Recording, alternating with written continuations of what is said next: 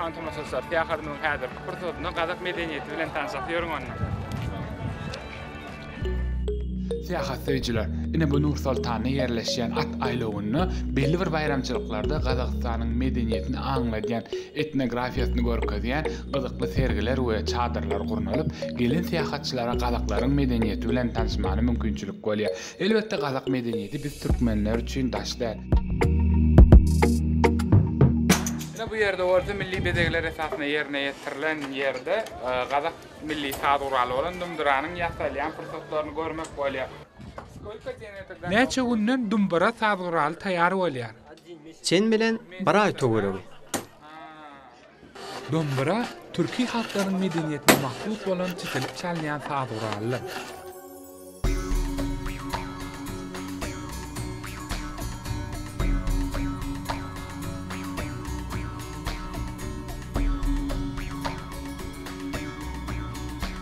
Kazak milli giyimlerinin bay tarih vardır.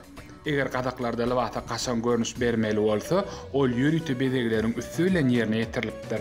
Odan keşdeler, deri, şaýsepler, Kazak milli nagyşlarynyň köpüsi ullanýardyr. Kazaklaryň milli eşikleri tikilene mawut, gön, keçe, deri ýaly zatlaryň ullanylanyny bellemek gerek.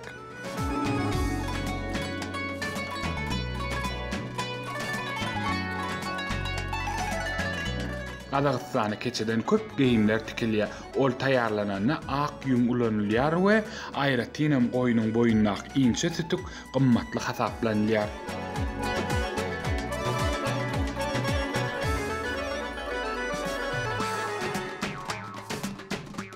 Ene şuunda olmamız bilen birlikde şu teýli ähli söhbetleşme dowam edýär.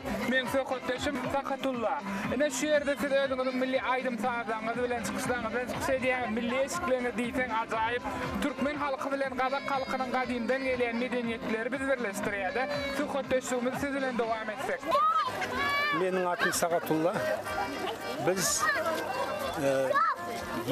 Bizim folklor topurumuz döreli bäri Kazak milli çykyşlarymyzy halka ýetirip gelýär. Toporumyzyň agdalarynyň köpüsi ýaşul eneler we atalar bolup, ýakynna geçirilen bäsleşikde birinji orna eýe bolduk. Hem toporumyzda 40 adam bar.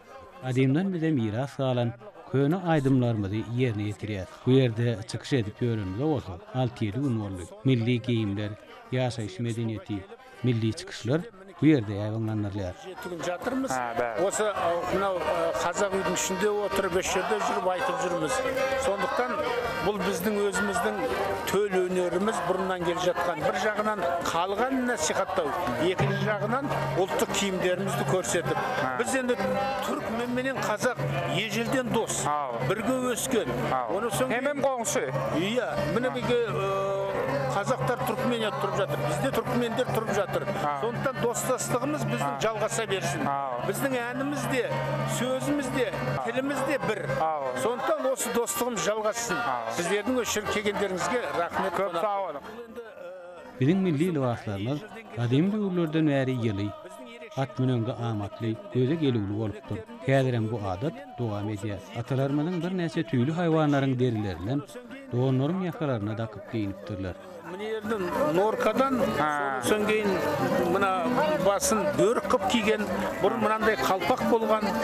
Onu soňgeýin mına ýetigimizdiň de örnegi, sonlay ultdyk örnek bunyň bäri. Başga agada kalpak diýip atlandyrylýar. Bir kalpak diýip anany börk diýip ataýdy. Börk. Börk diýip. Bizim dilimizde de börk diýip baýany tahya diýilýär-de. Tahya da bar, tahya da. Dilimiz bir da. Dilimiz bir, dinimiz bir. Soňçukdan oslan ýetir. Biz sizin döwletiňizde bolmamyz, bize seyrediyen tomaşaçylarymyz, türkmen tomaşaçylarymyz Kazakistan bardy, köp zatlar açyk görkezýär. Biz üçin diýsen bu soňçy elmizden bir sünükler ýaraňyz bolsun. Ozbekler aýendeşe, Mawlidler ay qoňalay, qoňur salgyn ay malgaşa. Qoňalay, qoňur salgyn ay malgaşa.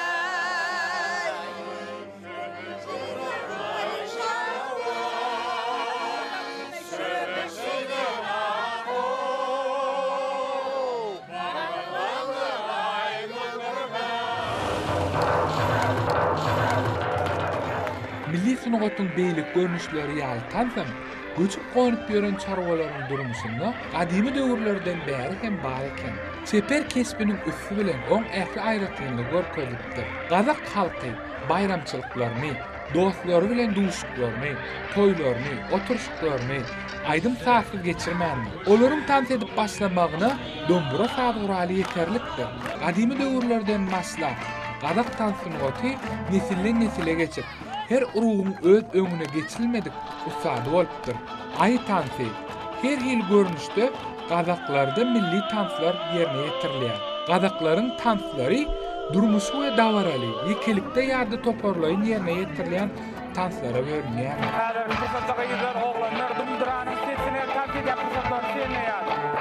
Her bir welaýetin öz aýratynlyklaryny şu ýerde görmek bolýar. Elbetde şu pursatlar diýsen, gazak halkynyň medeniyetine tanslarına ýakynan ýardam